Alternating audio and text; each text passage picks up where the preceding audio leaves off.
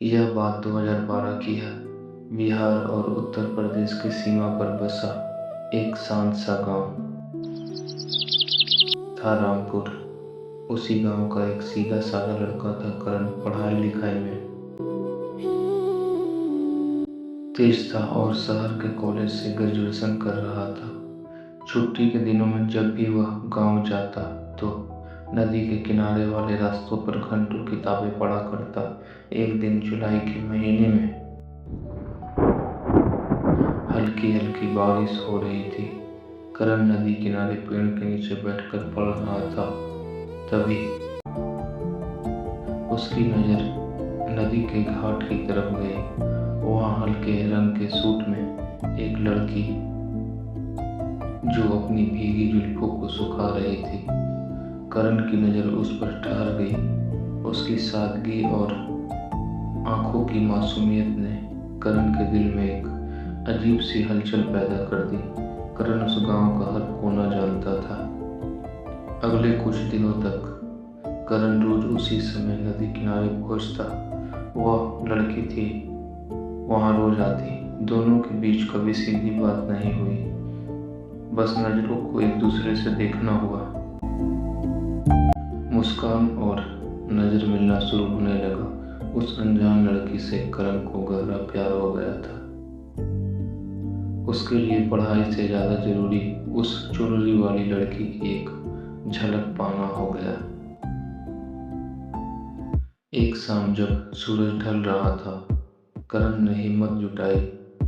वह थोड़ा करीब गया और पूछा, तुम्हारा नाम क्या है? उसने बहुत धीमी और मीठी आवाज में कहा, मेरा नाम जानकी है। इतना कहकर वह निकल गई। उस रात करण सो नहीं पाया। उसने ठान लिया कि वह जानकी के घर का पता लगाएगा और अपने घर वालों को उसकी बात बताएगा। अगले दिन करण गांव के बुजुर्ग मुखिया जी के पास पहुंचा। करण ने झिझकते हुए मुखिया जी से पूछा, काका, अपने गांव के पास पुराने मजीरे में कोई जानकी नाम की लड़की रहती है क्या? उसकी आंखें बड़ी बड़ी हैं। और मुखिया जी ने जैसे ही जानकी का नाम सुना, उसका चेहरा फीका पड़ गया।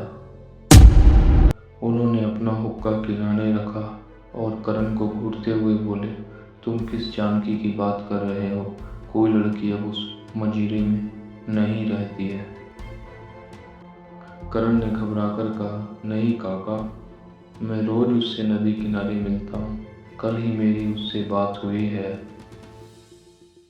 मुखिया जी की आंखें नम हो गई।